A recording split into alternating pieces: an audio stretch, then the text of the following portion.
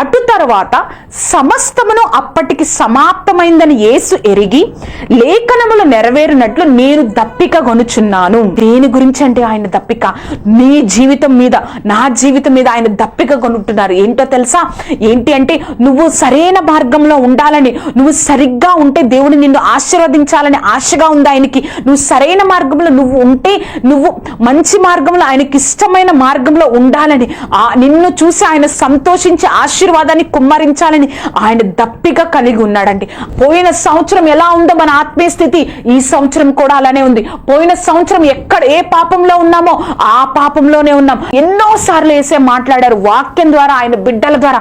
కానీ ఆ పాపానికి నువ్వు నేను దూరం కావట్లేదు. అంటే ఆయన ఇంకా నీ యందు దప్పిక కొని ఉన్నారు.